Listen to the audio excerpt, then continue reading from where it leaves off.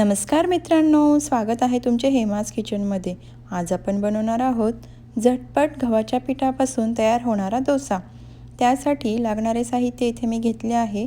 1 मोठा कप गव्हाचे पीठ, 2 मोठे चमचे बेसनाचे पीठ, त्यानंतर 2 मोठे चमचे तांदळाचे पीठ, हिरवी मिरची आणि कोथिंबीर बारीक चिरून घेतली आहे, आले लसणाची पेस्ट, गरम मसाला 1 छोटा चमचा, लाल तिखट चवीनुसार, कारण मी हिरवी मिरची पण घेतली आहे त्याच्यामुळे खूप छोटा चमचा तिखट घेतला आहे, मीठ, 1 छोटा कांदा कापून घेतला आहे बारीक आणि त्यानंतर 1 मोठा कप पाणी घेतला आहे, म्हणजे साधारण एक स्टीलच्या ग्लासने 1 ग्लास पाणी होईल। त्यानंतर आपण एका मोठ्या बोलमध्ये हे सर्व एकत्र करून घेऊया।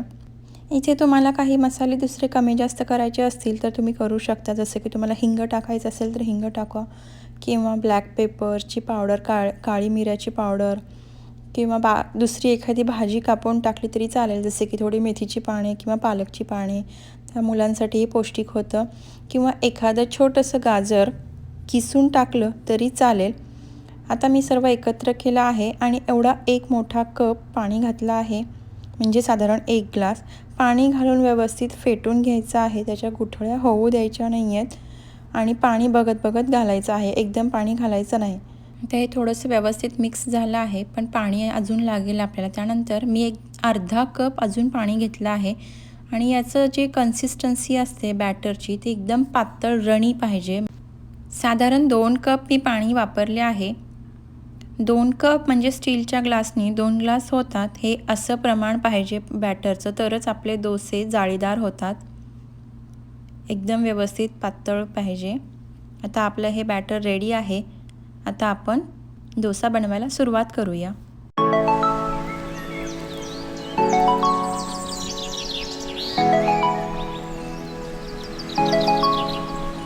इकडे मी पॅन गरम करत ठेवला आहे, त्यानंतर सर्व बाजूने तेल पसरून घेतलं आहे आणि तवा तापला की आपण त्यामध्ये डोसाचे जे बॅटर आहे ते आपल्याला फक्त पसरायचं आहे, गोल आकारामध्ये टाकायचं आहे।